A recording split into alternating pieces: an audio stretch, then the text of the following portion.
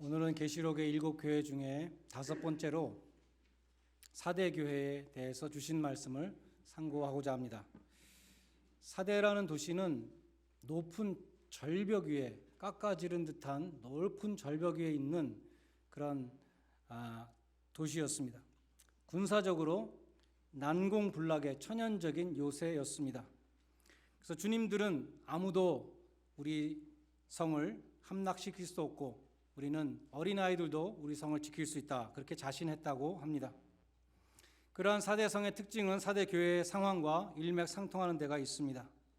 그 사대교회는 난공불락의 요새처럼 외부로부터의 핍박이나 이단의 침입을 받지 않은 교회였습니다. 다른 교회들을 괴롭혔던 황제 숭배의 핍박이나 유대인의 회방이 없었고, 니골라당이나 이세벨 같은 여자가 교회에 들어와서 문제를 일으키지도 않았습니다. 그런데 오늘 본문 1절에 보면 주님은 사대 교회를 향해서 아무런 칭찬도 하지 않으시고 제1성으로 너희는 죽은 교회다 라고 그렇게 선언하십니다. 내가 네 행위를 아노니 내가 살았다 하는 이름은 가졌으나 죽은 자로다. 사대 교회는 이단의 도전, 핍박이 없었고 매우 평안한 교회였습니다. 그러나 아이러니하게도 편안했기 때문에 서서히 죽어갔다고 볼 수 있습니다. 조지 바나라는 사람이 쓴 The Frog in the Kettle이라는 주전자 속의 개구리라는 책이 있는데 그 책의 제목이 그런 뜻이라고 합니다. 주전자 속에 미지근한 물을 넣고 개구리를 거기에 집어넣으면 개구리가 편안하게 미지근한 물에 앉아 있다는 것이죠. 그리고 그 주전자에 서서히 열을 가하면 그 개구리는 너무 편안한 나머지 자기가 죽는 줄도 모르고 삶은 개구리가 된다는 것입니다. C.S. 루이스는 이렇게 말했습니다. 지옥으로 가는 길은 편하고 장애물이 전혀 없다. 천국으로 가는 길은 험하고 장애물도 많이 있는데 사도행전 14장 22절에 보면 하나님 나라에 들어가려면 너희가 많은 환난을 겪어야 된다, 그렇게 말씀합니다. 그런데 지옥으로 가는 길은 전혀 힘이 들지 않다는 것입니다. 어떤 전도지가 있는데 앞장에 보면은 지옥으로 가면 어떻게 해야 될까요? 알고 싶으면 뒷장을 보십시오. 그런 전도지가 있다고 합니다. 뒷장을 봤더니 아무것도 안 하면 됩니다, 그렇게 적혀 있다고 합니다. 가만히 있으면 저절로 가는 곳이 지옥입니다. 예수님은 멸망으로 인도하는 문은 크고 그 길이 넓다, 평탄하다라고 말씀했습니다. 반면에 생명으로 인도하는 문은 좁고 길이 험하다라고 말씀하셨습니다. 고난과 도전이 없었던 사대 교회가 죽은 교회가 되었다는 것은 어떠한 교훈을 줍니까? 역경과 환난이 없는 것이 반드시 축복만은 아니라는 것입니다. 고난은 변장된 축복이다, 그런 말이 있죠. 시편 119편 기자는 고난당한 것이 나에게 유익이라, 고난으로 인해서 내가 주님의 율례를 배우게 되었습니다 라고 고백했습니다.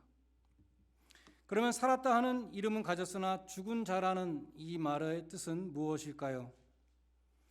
NIV 성경에 보면 You have a reputation of being alive, 그렇게 되어 있습니다. 활발히 움직인다는 평가가 있다, 그런 뜻입니다.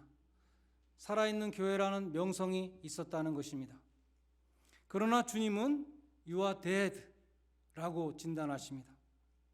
사대교회는 왕성하게 활동하는 교회였습니다. 그래서 사람들에게 살아있는 교회라는 평판을 얻게 되었습니다. 그런데 주님이 보실 때에는 영적으로 죽은 교회라고 말씀하십니다.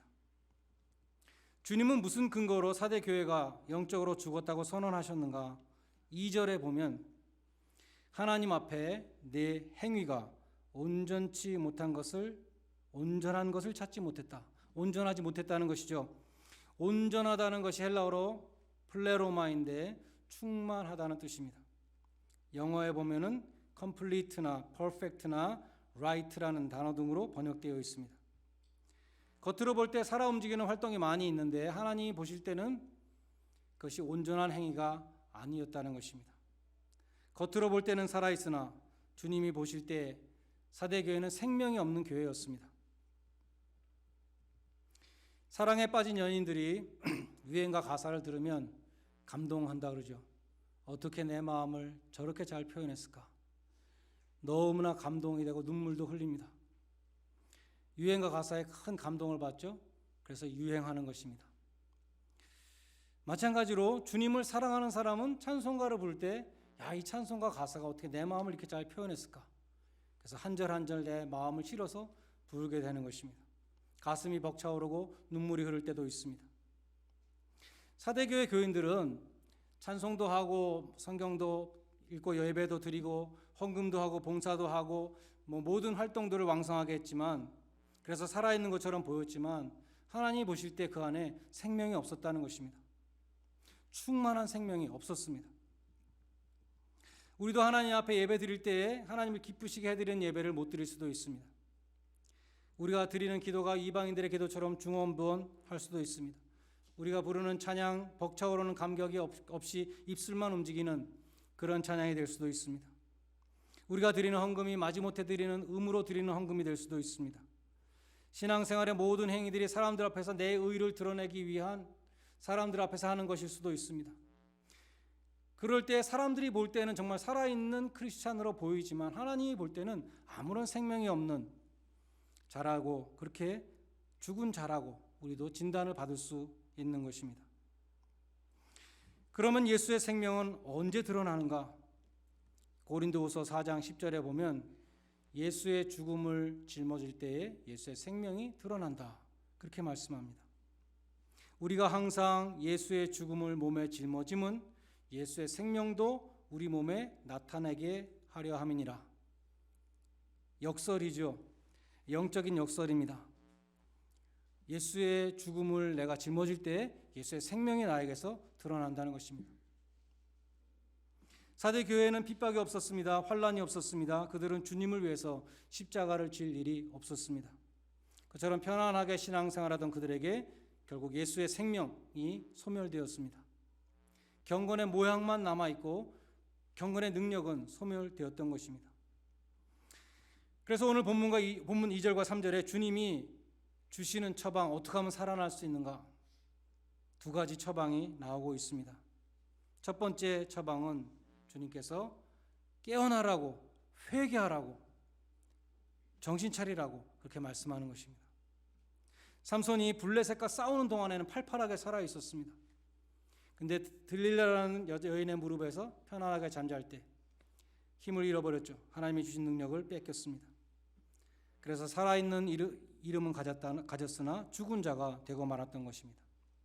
그래서 주님은 사대 교회를 향해서 Wake up! 깨어나라! 라고 경고하시는 것입니다. 이동원 목사님의 설교집에 이런 예화가 있어서 읽었습니다. 동화 작가인 고 정채봉 선생님이 유명한 법정 스님을 산사로 찾아갔다고 합니다. 무더운 여름이어서 낮잠을 자면 꼭 좋은 그런 날씨였습니다. 스님이 산사에 계시지 않아서 어디 가서 낮잠을 주무시는가 보다 생각했는데 마침 삼사 후면의 언덕에서 이렇게 스님이 내려오셔서 무엇을 하고 오십니까? 이렇게 물었다고 합니다. 그랬더니 대답하시기를 칼로 대나무를 깎고 있었다, 이렇게 대답했다고 합니다. 칼도 날카롭고 대나무도 날카로운데 이렇게 졸음이 오는 낮에 뭐 때문에 그런 일을 하셨습니까? 라고 물어보니까 졸지 않고 깨어있기 위해서 그랬다라고 대답했다는 것이죠. 불자도 이렇게 깨어있으려고 노력을 하는데 여러분은 주님 앞에서 깨어있기 위해서 무엇을 하고 계십니까? 성경이 말씀하는 정답은 기도입니다. 골로새서 4장 2절에 기도에 감사함으로 깨어있으라 라고 말씀합니다. 예수님 제자들에게 시험에 들지 않게 깨어서 기도하라 라고 말씀합니다. 우리가 영적으로 깨어있으려면 기도해야 된다는 것입니다. 깨어서 기도하지 않으면 믿음 생활을 잘하던 사람도 시험에 듭니다. 예수님이 말씀하셨습니다. 시험에 들지 않게 깨어 기도하라.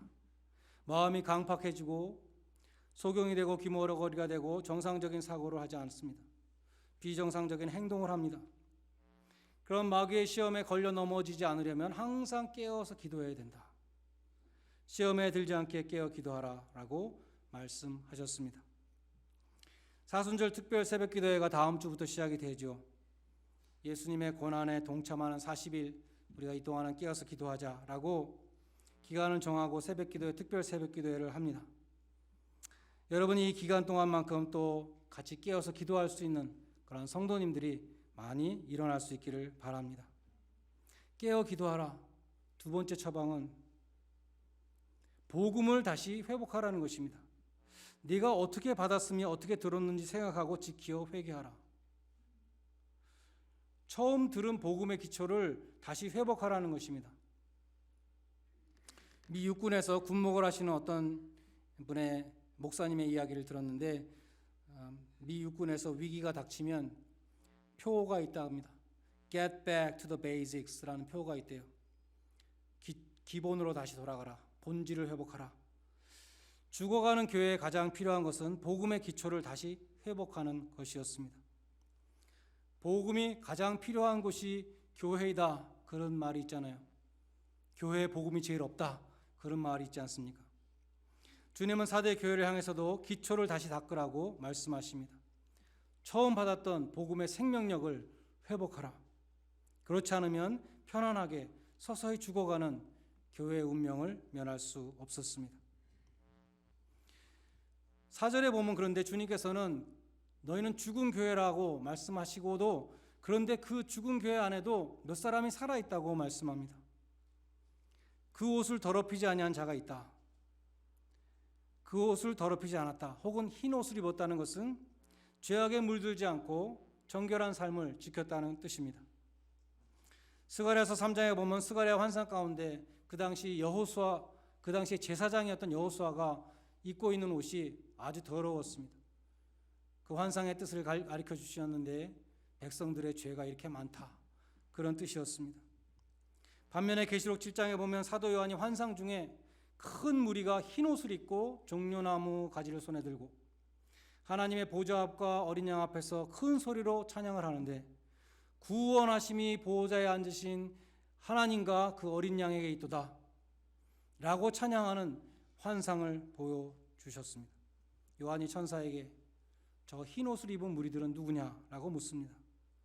천사가 대답하기를 이는 큰 환난에서 나오는 자들인데 어린 양의 피에 그 옷을 씻어서 희게 되었다라고 대답합니다.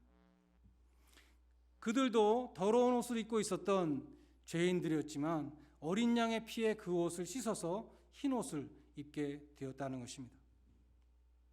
그리고 그 옷을 더럽히지 않았다는 것이죠. 디모데전서 5장 6절에 이런 말씀이 있습니다. 일락을 좋아하는 이는 살았으나 죽었느니라. 일락을 좋아하는 사람, 일락이 영어에 보니까 플레저예요.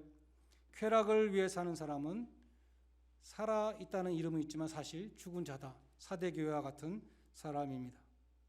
그냥 놓아두면 넓은 지옥문을 향해서 그대로 흘러가는 사람, 쾌락에 잠겨있는 사람입니다. 당시 사대교회에도 쾌락의 유혹이 있었습니다. 주석들에 보면은 사대는 무역의 중심지로서 돈이 많았고 과소비와 도덕적인 문란으로 악명이 높았다고 합니다. 별 어려움 없이 적당히 신앙생활하던 사대교회 교인들은 그러한 세상의 쾌락과도 적당히 타협하면서 그 옷을 더럽히고 있었던 것입니다. 그러나 비록 소수이지만 사대교회에도 순결한 그 옷을 더럽히지 아니한 흰 옷을 입고 있는 신부들이 그리스도의 신부들이 아직 남아 있었습니다. 성경은 남은 자가 구원을 얻는다 그러죠. 남은 자 사상입니다. 렘넌트.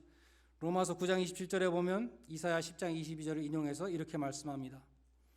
이스라엘 뭇 자손의 수가 바다의 모래와 같이 많을지라도 남은 자만이 구원을 얻을 것이다.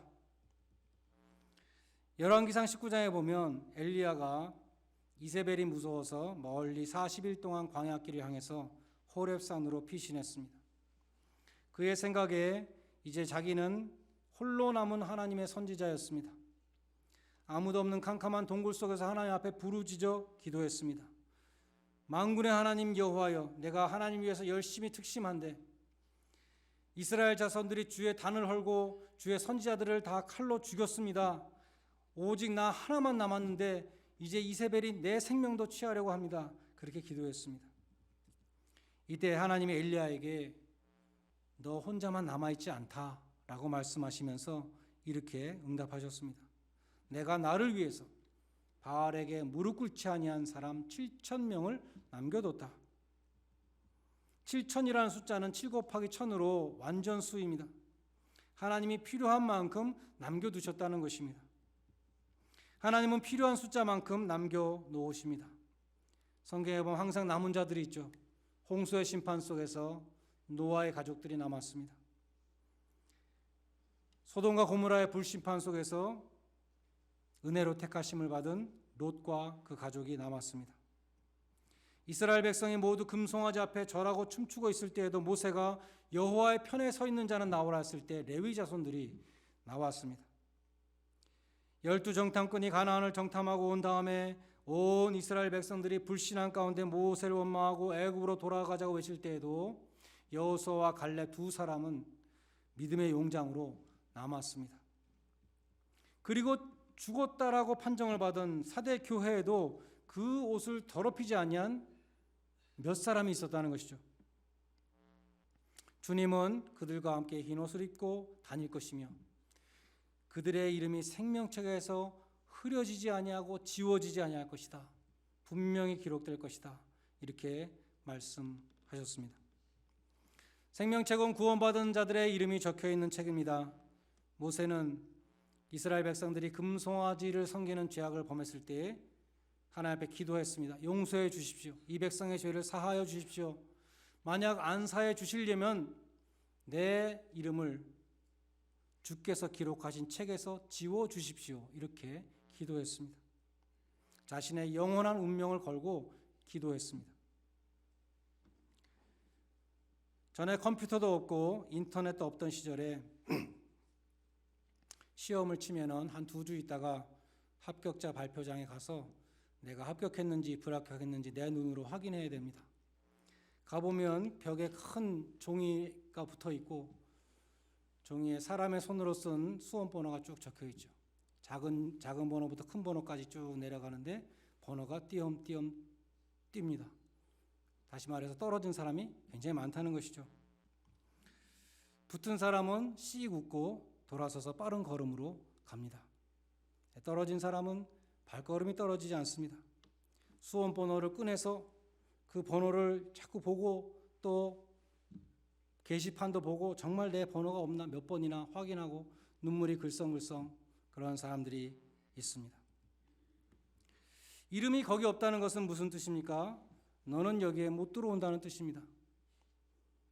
그런데 지내놓고 보면 그런 것은 몇 번 떨어져도 괜찮아요. 인생은 성적순이 아니기 때문입니다. 또 떨어진 사람이 나중에 더 잘 되는 것이 너무나 많이 봤어요. 그런데 천국문에서 내 이름이 없다면 그것은 정말로 절망입니다. 너는 여기 못 들어온다. 그건 정말로 끝입니다.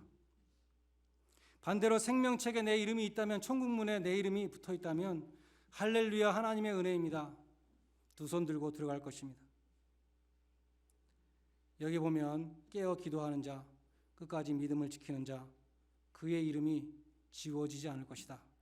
주님의 피로 사인한 여러분의 이름이 결코 흐려지지 않는 성도들이 되시기를 간절히 축원합니다. 하나님의 일을 이루시기 위해서 세우신 교회에 또 끝까지 믿음을 지키는 사람이 중요하죠. 교회가 막 시끄럽고 망해가는 것 같아도 그 교회가 다시 살아나는 것은 기도하는 사람들이 있어서 다시 살아나는 것입니다. 하나님은 그 사람을 보시고 교회를 축복하는 것이죠. 여러분이 정말 기도하는 사람, 깨어 기도하는 사람이 되면 여러분의 가정이 축복을 받는 것입니다. 여러분 때문에. 그것을 잘 보여주는 것이 아브라함의 기도입니다. 아브라함은 조카 룻이 살고 있는 저 소돔성을 구해달라고 하나님 앞에 기도할 때 하나님의 의로우신 성품에 호소했어요. 하나님, 저 성에 의인이 50명이 있다면 그 50명의 의인들을 악인하고 똑같이 다 불로 멸망하시겠습니까? 하나님이 대답하시기를 아니다. 그 의인 50명이 있다면 나는 그 의인 50명 때문에 그 성을 멸하지 않을 것이다. 그러니까 아브라함이 딜을 해서 그럼 40명이면 어떻게 하시겠습니까? 40명이 있어도 멸하지 않지.